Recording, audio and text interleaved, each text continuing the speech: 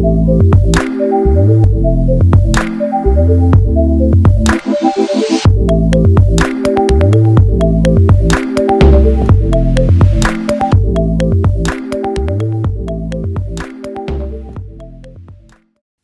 باللہ من الشیطان الرجیم بسم اللہ الرحمن الرحیم وبہ نستعین وہو خیر معین۔ ہمارا موضوع گفتگو ہے نکاح۔ نکاح سے متعلق جو فقہی احکام ہیں وہ ہم آپ کی خدمت میں پیش کر رہے تھے، اور اس کے لیے ہم نے توضیح المسائل آغا سیستانی کی اس کا انتخاب کیا اور اس میں سے چند فقہی احکام آپ کی خدمت میں پیش کیے ہیں۔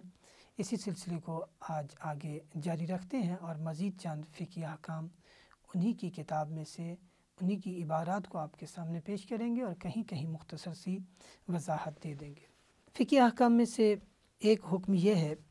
کہ آپ فرماتے ہیں کہ جو لڑکی سن بلوغ کو پہنچ چکی ہو اور رشیدہ ہو، یعنی اپنا برا بھلا سمجھ سکتی ہو،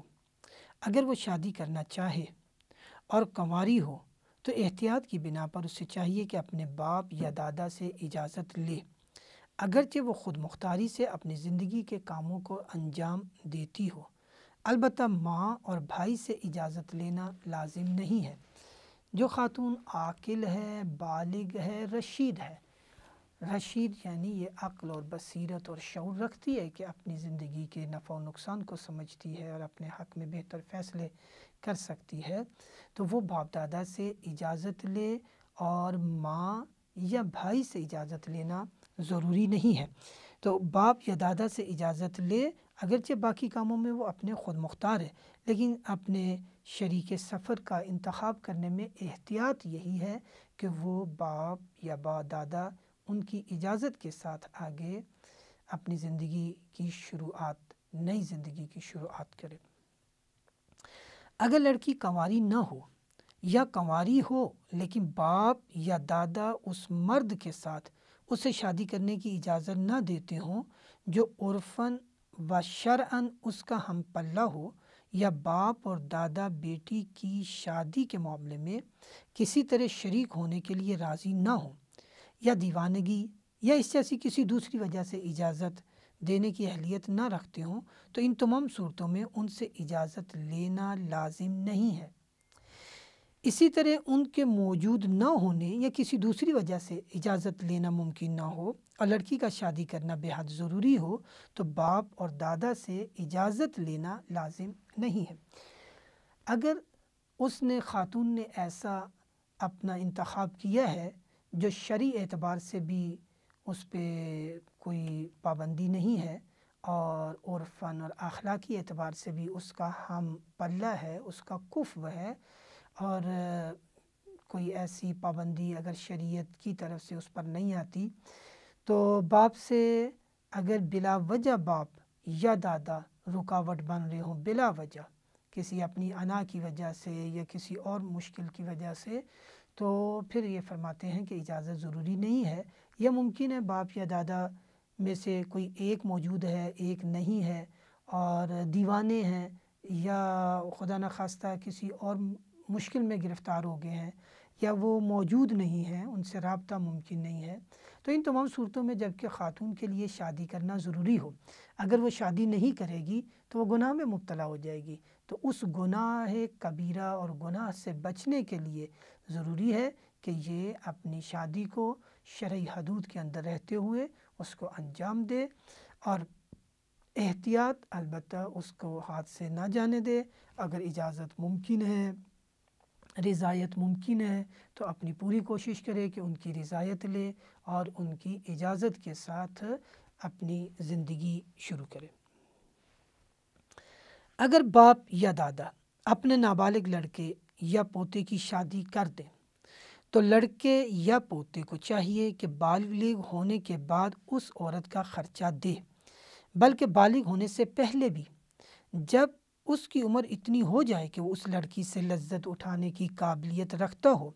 اور لڑکی بھی اس قدر چھوٹی نہ ہو کہ شوہر اس سے لذت نہ اٹھا سکے، تو بیوی کے خرچے کا ذمہ دار ہے وہ لڑکا کہ جس کا نکاح ہوا ہے، وہ ذمہ دار ہے۔ اس صورت کے علاوہ بھی احتمال ہے کہ بیوی خرچ کی مستحق ہو، بس احتیاط یہ ہے کہ مصالحت وغیرہ کے ذریعے مسئلے کو حل کرے۔ بعض گھروں میں نکاح کر دیا جاتا ہے اور رخصتی نہیں ہوتی۔ اگر نکاح ہو گیا ہے اور ابھی رخصتی باقاعدہ نہیں ہوئی تو نکاح کے ذریعے یہ دونوں میاں بیوی تو ہیں، اگرچہ یہ مکمل بالغ نہیں ہوئے لیکن ایک دوسرے سے جنسی لذت اٹھا سکتے ہیں۔ اگر جنسی لذت اٹھا سکتے ہیں اور اٹھاتے بھی ہیں تو خاتون کا جو خرچہ ہے یا اس کے جو واجبی ضروریات ہیں اس کو پورا کرنے کی اس سے چاہیے کہ کوشش کرے، اور یہ اس کا ذمہ دار ہے کہ اگر عقد ہوا ہے اور رخصتی نہیں ہوئی اور ایک دوسرے سے جنسی لذت بھی یہ اٹھاتے ہیں تو ضروری ہے کہ اس کے ساتھ یا مصالحت کر لے، آپس میں ہم آہنگی کر لیں کہ کتنا خرچہ دے سکتا ہے، کتنا نہیں دے سکتا، کیا صورتحال ہے، اور یا اس کا خرچہ ادا کرے۔ فرماتے ہیں کہ اگر باپ یا دادا اپنے نابالغ لڑکے یا پوتی کی شادی کر دیں تو اگر لڑکے کے پاس نکاح کے وقت کوئی مال نہ ہو تو باپ یا دادا کو چاہیے کہ اس عورت کا مہر دیں، اور یہی حکم ہے اگر لڑکے یا پوتے کے پاس کوئی مال ہو لیکن باپ یا دادا نے مہر ادا کرنے کی ضمانت دی ہو، اور ان دو صورتوں کے علاوہ اگر اس کا مہر مہر المثل سے زیادہ نہ ہو یا کسی مصلحت کی بنا پر اس لڑکی کا مہر مہر المثل سے زیادہ ہو تو باپ یا دادا بیٹے یا پوتے کے مال سے مہر ادا کر سکتے ہیں، وگرنہ بیٹے یا پوتے کے مال سے مہر المثل سے زیادہ مہر نہیں دے سکتے، مگر یہ کہ بچہ بالغ ہونے کے بعد ان کے اس کام کو قبول کر لے۔ چونکہ پہلے ہم عرض کر چکے ہیں کہ جب نکاح پڑھا جاتا ہے تو مہر کا تعین ضروری ہے۔ اب مہر میں بعض اوقات دو تقسیم ہو جاتی ہیں، ایک مہر ہے کہ عندت طلب ہے کہ جو ہی انہوں نے طلب کیا تو وہ دینا ہوگا، ایک ہی مدت معین کر لی جاتی ہے اور بعض اوقات مدت کا تعین نہیں ہوتا۔ اگر مدت کا تعین ہو گیا ہے کہ کچھ مہر ہم شروع میں دے دیں گے کچھ بعد میں دے دیں گے تو مہر ادا کرنا ضروری ہے، اور اگر مہر کا تعین نہیں ہوا کسی خاتون کا تو اس کا مہر مہر المثل ہے۔ مثل سے مراد یہ ہے کہ جو اس سطح کی خواتین ہیں اپنی فکر میں، اپنی استعداد و صلاحیت میں، اپنے علم میں، تجربے میں، یعنی اس کی ہم سطح جیسی اس کی شخصیت ہے اس کی ہم سطح خواتین کو ہم دیکھیں گے کہ ان کا معاشرے میں عرفاً معمولاً کتنا مہر معین کیا جاتا ہے، تو جو مہر باقی خواتین کا معین کیا جاتا ہے وہی مہر المثل اس کا ہے۔ تو باپ دادا دیکھیں گے کہ اگر بیٹا ابھی بالغ نہیں ہوا اور اس کا انہوں نے عقد جاری کر دیا ہے تو اس کے مال میں سے اس کا مہر ادا کر دیں گے اگر وہ مہر المثل ہے۔ اگر مہر المثل سے زیادہ ہے، بعض اوقات بعض شرائط کو دیکھتے ہوئے وہ تعین زیادہ کر دیا جاتا ہے اور ممکن ہے ابھی لڑکے کے پاس وہ نہ ہو، تو اس میں احتیاط کی ضرورت ہے کہ جب لڑکا خود بالغ ہو جائے گا تو وہ اس کو ادا کر دے گا، یا اس میں سے کچھ اگر پہلے ادا کیا ہے باپ نے یا دادا نے تو وہ اس کے بعد دیکھے گا لڑکا کہ اس کی رضایت دے دے تو وہ ٹھیک ہے۔ وہ صورتیں جن میں مرد یا عورت نکاح فسخ کر سکتے ہیں، چند موارد ایسے ہیں کہ جس میں نکاح ہو گیا لیکن بعد میں بعض مشکلات کے پیش نظر اس کو کسی عیب کی موجودگی کا پتہ چل گیا یا کوئی اور کمی یا نقص یا مسائل پیدا ہو گئے تو نکاح کو فسخ کیا جا سکتا ہے۔ یہ طلاق نہیں ہے، یہ اصل نکاح ہی آپس میں ختم ہو گیا ہے۔ اگر نکاح کے بعد مرد کو پتہ چلے کہ عورت میں نکاح کے وقت مندرجہ ذیل 6 عیوب میں سے کوئی عیب موجود تھا تو اس کی وجہ سے نکاح کو فسخ کر سکتا ہے۔ پہلا مرحلہ وہ ہے کہ دیوانگی، اگرچہ کبھی کبھار ہی ہوتی ہو، ممکن ہے بعض کو دورے پڑتے ہیں اور یہ مسئلہ پہلے پتہ نہ ہو کہ سال کے کچھ دنوں میں یا کچھ خاص دن ہیں یا کبھی دورہ پڑتا ہے کبھی نہیں پڑتا، تو جب پہلے انتخاب ہوا یا یہ رشتہ ہوا تو اس وقت یہ مسئلہ چھپایا گیا یا پتہ نہیں چلا، یا ممکن ہے بعد میں اس کے کوئی ایسی صورتحال پیدا ہو گئی ہو کہ اگر اس خاتون کو دورے پڑتے ہوں پاگل پن کے اور اس میں یہ بیماری ہو، یہ عیب ہو، تو نکاح فسخ ہو جائے گا۔ دوسرا مرحلہ ہے جذام کا،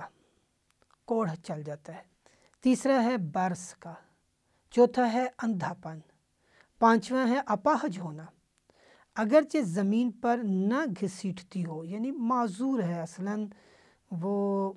جو اس کے اوپر ذمہ داریاں آتی ہیں گھریلو خاتون کے اوپر یا دیگر اجتماعی ذمہ داریاں، اس کو نبھانے میں یہ شوہر کا ساتھ نہیں دے پاتی، اپاہج ہو جائے۔ چھٹا مرحلہ ہے، چھٹا مورد ہے کہ بچہ دانی میں گوشت یا ہڈی ہو، خواہ جماع اور حمل کے لیے مانع ہو یا نہ ہو، اور اگر مرد کو نکاح کے بعد پتہ چلے کہ عورت نکاح کے وقت افضا ہو چکی تھی، یعنی اس کا پیشاب اور حیض کا مخرج یا حیض اور پخانے کا مخرج ایک ہو چکا تھا،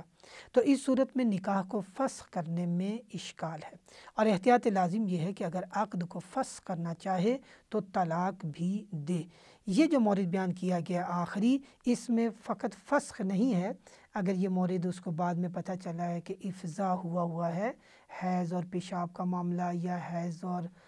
پخانہ اور پیشاب کا مخرج وہ ایک ہو گیا ہے، تو اس بنا پر اگر وہ طلاق جدائی کرنا چاہتے ہیں تو احتیاط یہ ہے کہ وہ طلاق بھی دے، فقط نکاح کا فسخ ہو جانا اس پہ وہ کہتے ہیں کہ ناکافی ہے۔ وصلی اللہ علی محمد و آلہ طیبین الطاہرین المعصومین۔